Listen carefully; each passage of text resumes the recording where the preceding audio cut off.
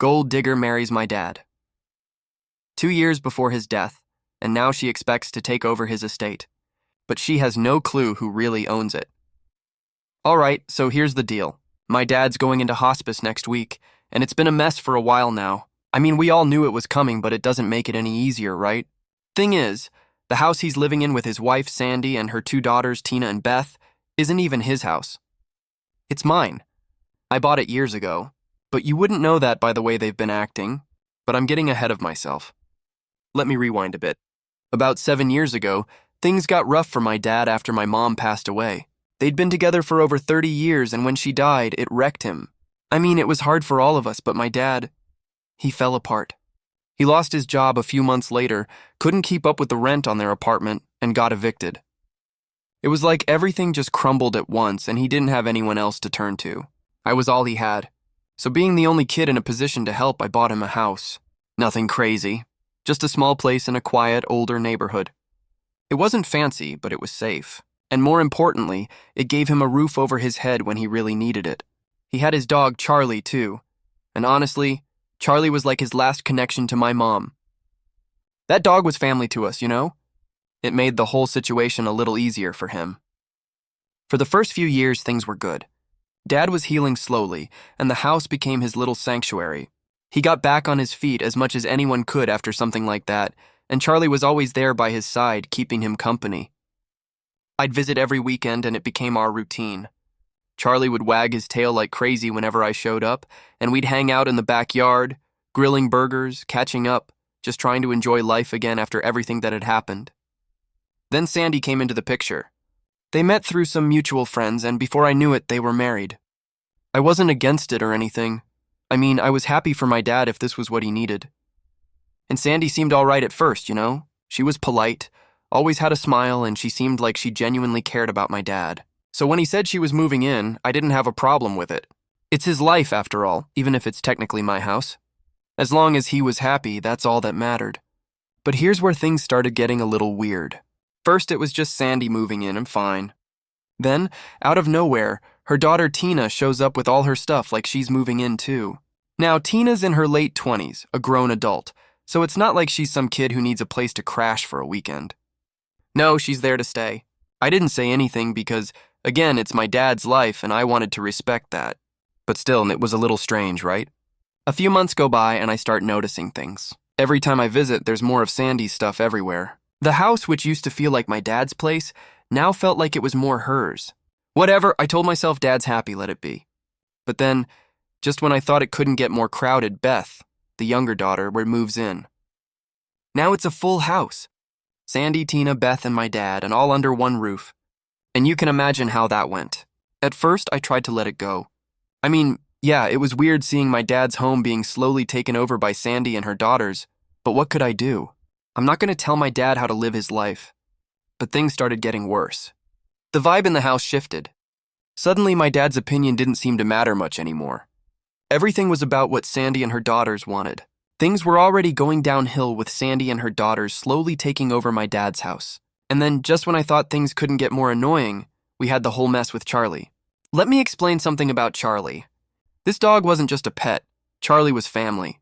My mom loved that dog like he was her baby, and after she passed away, Charlie became my dad's emotional support. It was like Charlie was the one thing keeping him grounded after everything that happened. I know some people don't get that, but if you've ever had a dog, you know what I mean. So you can imagine how much it pissed me off when Beth, Sandy's youngest daughter, started complaining about Charlie.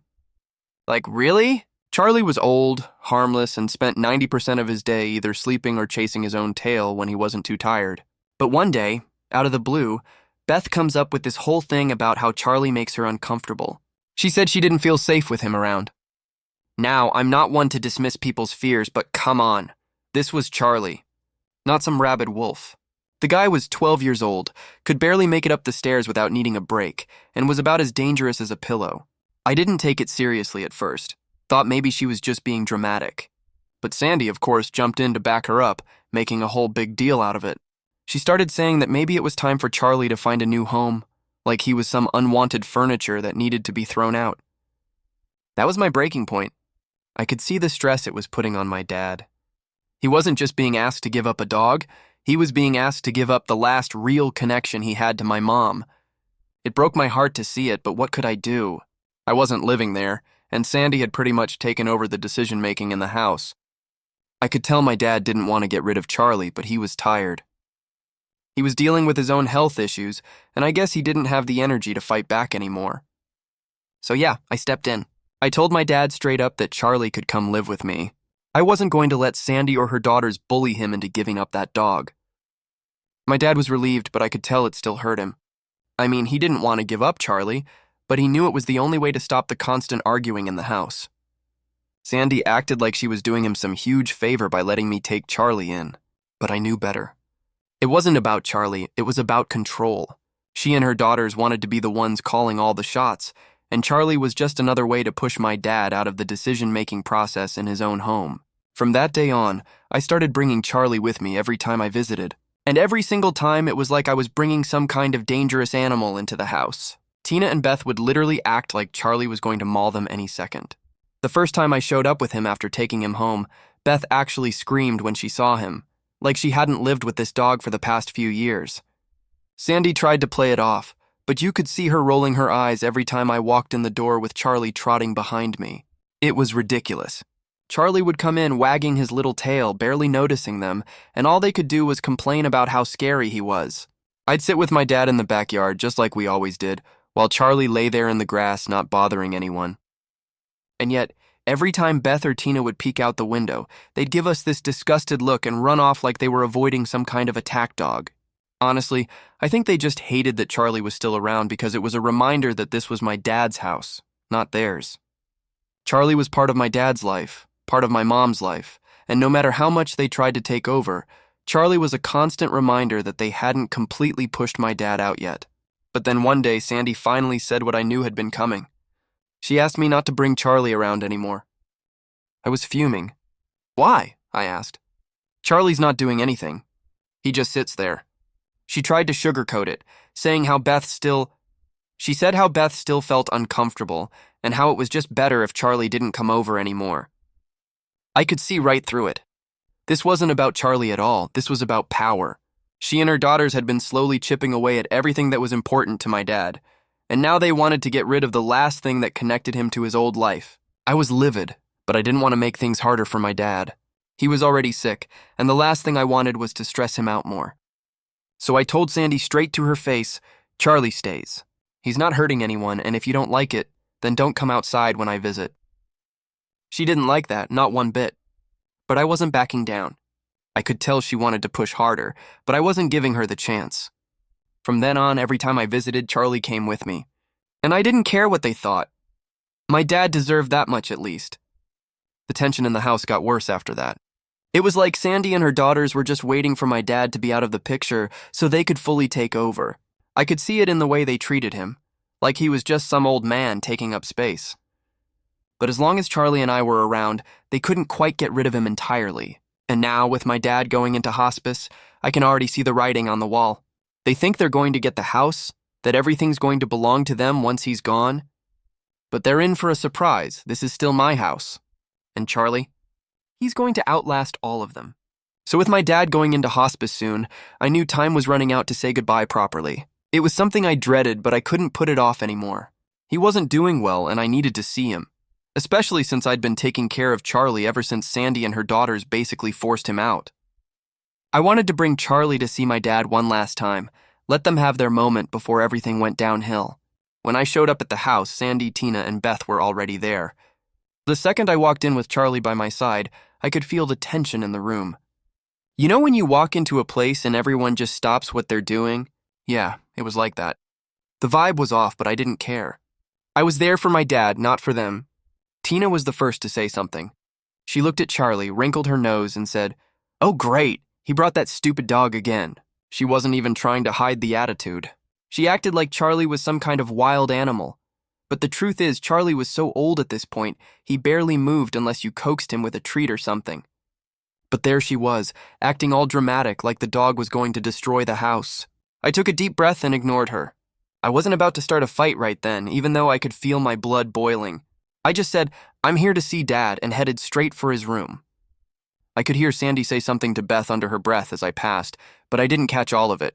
Probably some passive-aggressive comment about me or the dog. But whatever. I didn't have the energy to deal with them. When I got to my dad's room, he was lying in bed, looking frail but still awake. His face lit up when he saw me, and when Charlie trotted in behind me wagging his tail like crazy, my dad smiled for the first time in weeks. It hit me right then how much my dad had missed Charlie. Charlie immediately jumped up on the bed, which honestly was a struggle for him with how old he was, but he made it. He curled up next to my dad like they hadn't missed a beat. My dad reached over and scratched behind Charlie's ears just like he used to.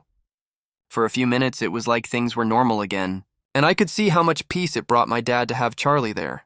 We didn't talk much at first. It was one of those moments where words aren't really needed, you know? I just sat there with him, Charlie laying between us, and we stayed like that for a bit.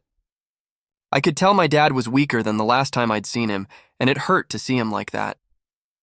But there was also a kind of relief. At least for those few minutes, he looked happy again. After a while, my dad spoke up. "I've missed this old guy," he said, his voice a little shaky but still carrying that familiar warmth. "It's good to see him again." I nodded, not trusting myself to speak without choking up. I didn't want to show how emotional I was getting, so I just reached over and patted Charlie on the head. We talked for a bit about simple things. Memories, stories about Charlie, old family moments from when Mom was still around. It felt good, but it was also bittersweet. The whole time I kept thinking about how this might be the last time I'd ever see my dad like this, awake and aware. It's a hard thing to wrap your head around, even when you know it's coming. And then, of course, Sandy had to ruin it. I was getting ready to leave when she walked in, not even bothering to knock. She glanced at Charlie, curled up on the bed next to my dad, and immediately looked annoyed. "I thought I asked you not to bring that dog here," she said, crossing her arms and glaring at me like I'd committed some huge crime. I felt the anger bubbling up again, but I stayed calm. "Charlie isn't hurting anyone," I said, keeping my voice steady. "He's here to say goodbye to Dad. You've got a problem with that?" Beth, who had followed her mom into the room, piped up from behind her. "Good riddance," she muttered, loud enough for me to hear. "I'm glad we won't have to deal with him after this." That was it. I'd had enough. I stood up, trying to keep my cool, but it wasn't easy. "You know what? I don't care what you think about Charlie. He's family, and he's staying here as long as I'm here. If you don't like it, tough." Sandy looked like she wanted to argue, but my dad cut her off. "It's fine," he said quietly. "Let them be." His voice was soft but firm, and Sandy didn't push it any further. I stayed a little while longer after that, mostly to make sure my dad and Charlie had enough time together, but eventually I had to leave. I knew it was probably the last time I'd bring Charlie over, and I wanted it to end on a good note. As I was walking out, Tina was sitting in the living room scrolling through her phone. She barely looked up when I passed, but just as I was about to reach the door, she said, "I can't wait until we never have to see that dog again." I stopped in my tracks, turned around, and just stared at her for a second, trying to decide if I was really going to engage. But then I just said, "You won't have to," and walked out. I didn't need to give them any more of my time. On the drive home, I kept thinking about how wrong this all felt. It wasn't just about Charlie. It was about everything. How my dad's house had become something else entirely. How Sandy and her daughters had taken over. How they didn't even seem to care about my dad's condition. It was like they were just waiting for him to die so they could get on with their lives. But the joke's on them. This house isn't theirs. And when the time comes, they're going to find that out the hard way. Update 1. After that last visit with my dad, I knew something had to change. I couldn't keep tiptoeing around Sandy and her daughters, letting them act like they owned the place while I just stood by. My dad wasn't getting any better, and it was only a matter of time before he was gone. Once that happened, I knew Sandy and her daughters would expect to stay in the house indefinitely, just living there rent-free, like they'd been doing for years.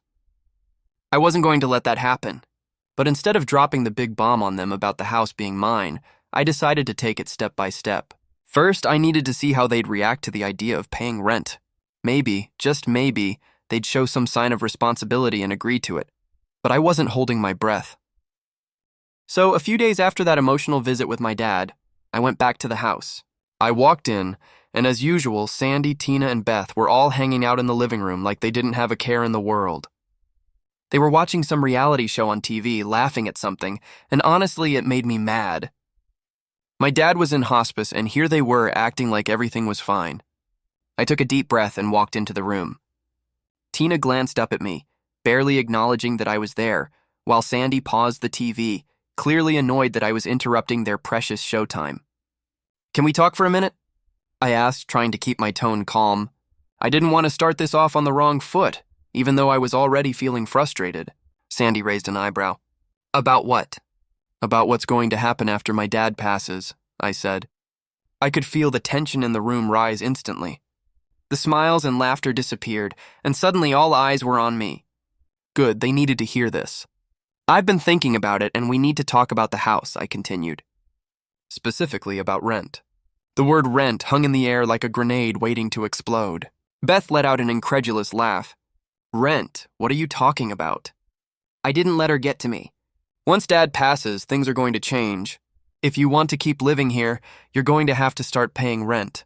I've already talked to a lawyer, and we've worked out a fair amount based on the market value of the house." Beth looked at me like I'd just insulted her entire existence. Tina sat up straight, ready to jump in with some snarky comment, but Sandy beat her to it. "Wait a minute," Sandy said, narrowing her eyes. "Why would we need to pay rent? James wanted us to stay here." I nodded, keeping my voice even. "I get that.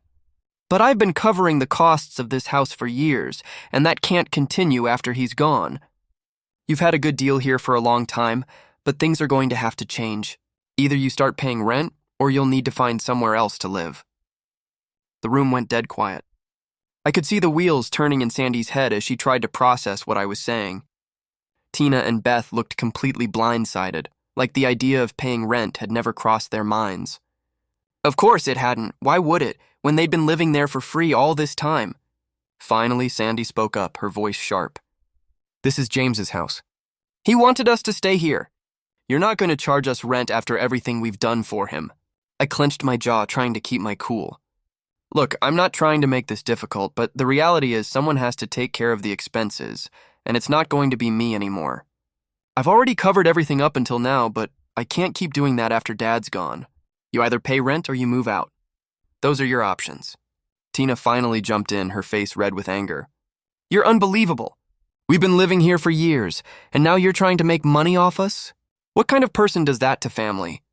I sighed, feeling the frustration building. "I'm not trying to make money off anyone. I'm trying to make sure things are handled fairly. I've given you plenty of time, and I'm giving you more time now. 3 months after Dad passes." 3 months to figure out what you're going to do. That's more than fair. Beth crossed her arms, glaring at me. "So what, you're just going to throw us out if we don't pay?" "I don't want it to come to that," I said, meeting her glare.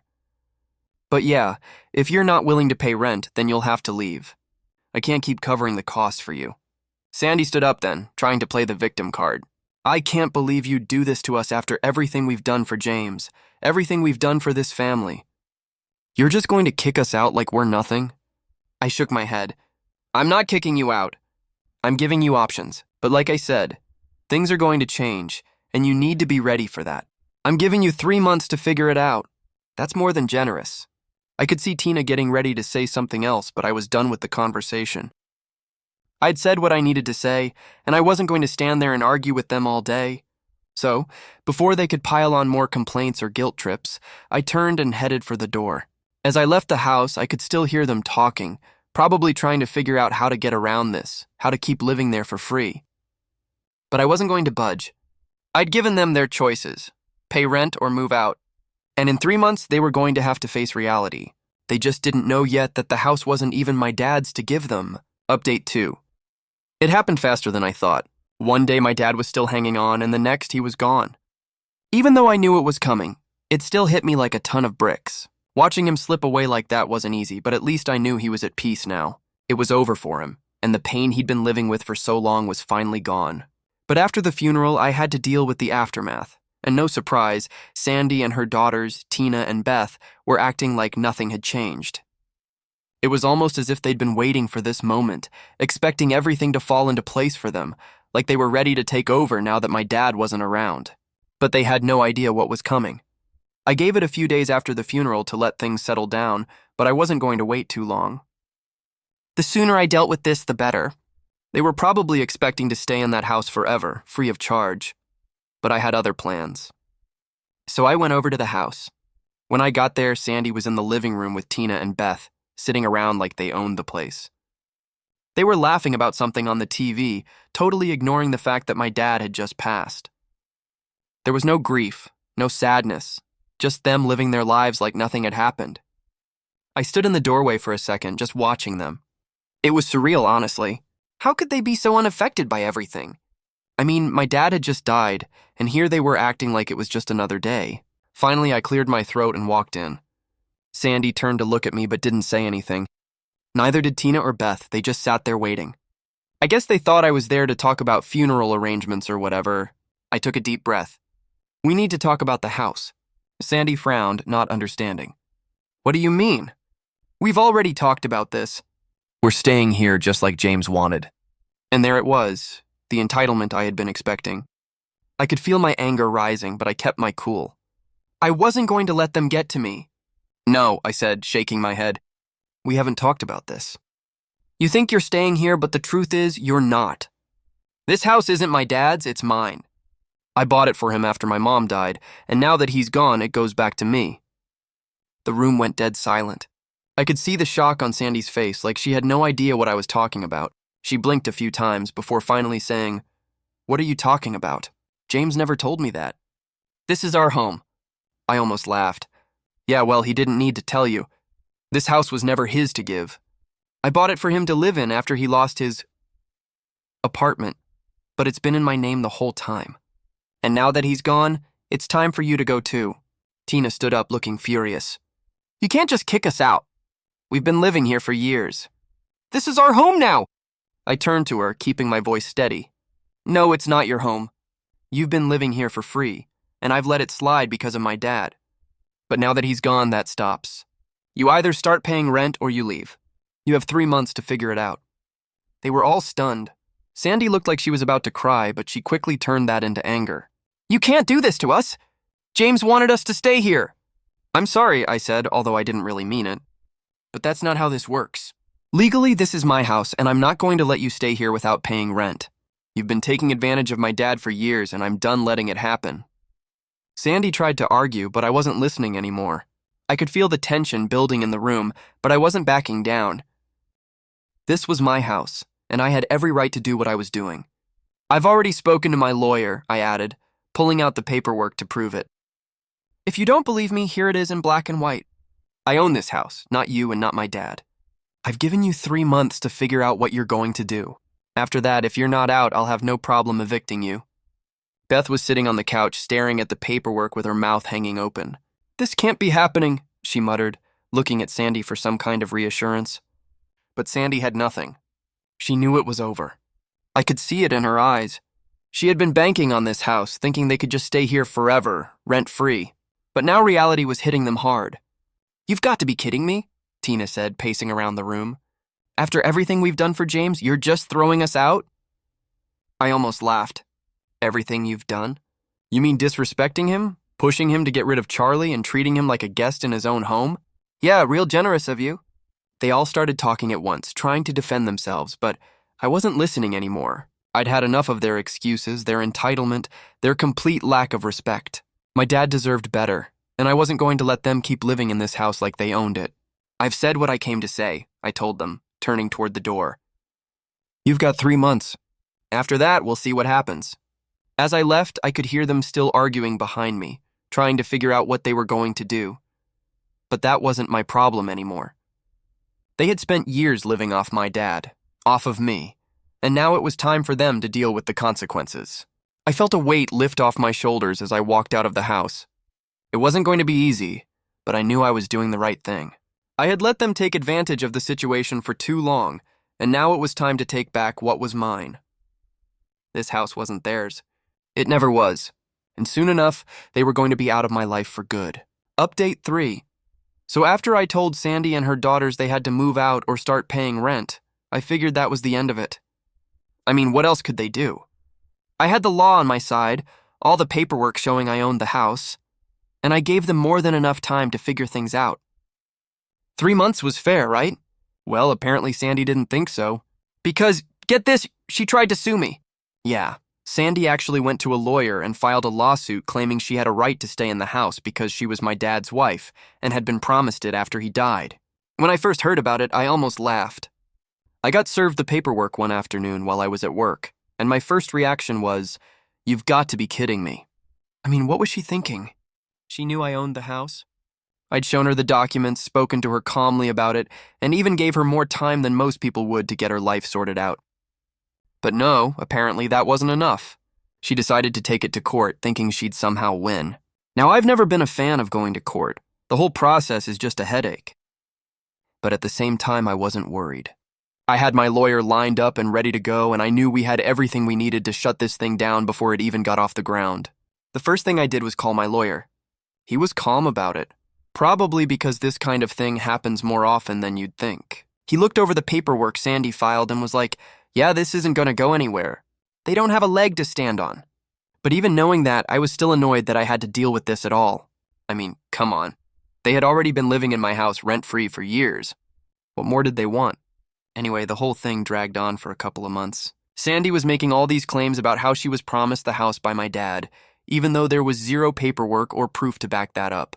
She tried to play the grieving widow card, acting like I was this evil guy kicking her out of her home. But the reality was, she had no legal claim to the house at all. During the hearings, I had to sit there and listen to her lawyer try to spin this story about how Sandy and my dad had plans to leave the house to her after he passed, and how she had put so much into making it a home for them. Yeah, sure. What she left out was how she and her daughters had taken over the place, treated my dad like a guest in his own house, and tried to get rid of Charlie, my dad's dog. But of course, none of that came up. I kept my cool through most of it. I knew the judge wasn't buying it, and my lawyer was doing a great job shutting down every claim Sandy's lawyer made. We had all the documents to prove that the house was mine, title deeds, bank records, everything.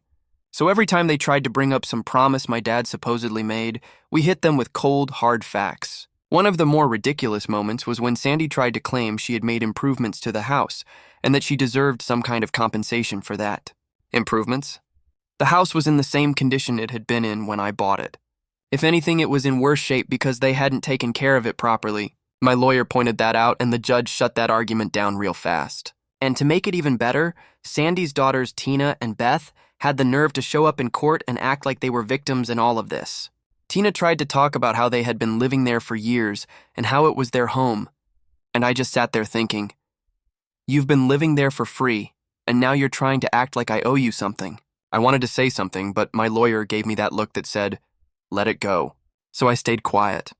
It didn't take long for the judge to make a decision. He basically said what we all knew from the start. Sandy had no claim to the house. There was no will, no written agreement, nothing that showed my dad had ever promised the house to her.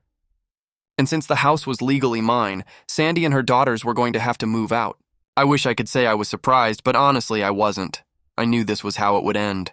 The whole lawsuit was just a desperate attempt to hold on to something they never had a right to in the first place. The judge gave them a final deadline, 2 weeks to move out, or the eviction process would start. When we walked out of the courtroom, Sandy wouldn't even look at me. She just stormed off with Tina and Beth trailing behind her, all of them acting like I had done something horrible to them. But I didn't feel bad. I'd given them more time and more chances than they deserved, and they still tried to screw me over. In the end, they didn't have much of a choice. After the court ruling, they packed up and left. I didn't hear from them again after that. No more phone calls, no more texts, nothing. It was like they disappeared. And honestly, I was relieved. The whole thing had been a nightmare, but now it was over. The house was finally mine again, and I didn't have to deal with their drama anymore. Sure, it had been a long, exhausting process, but I came out on top. And Sandy? Well, she lost. It didn't matter what promises she thought my dad made. In the end, the law was the law, and she couldn't change that. So yeah, she tried to sue me and she lost. Now the house is mine, and they're gone for good. And honestly, that's all I ever wanted.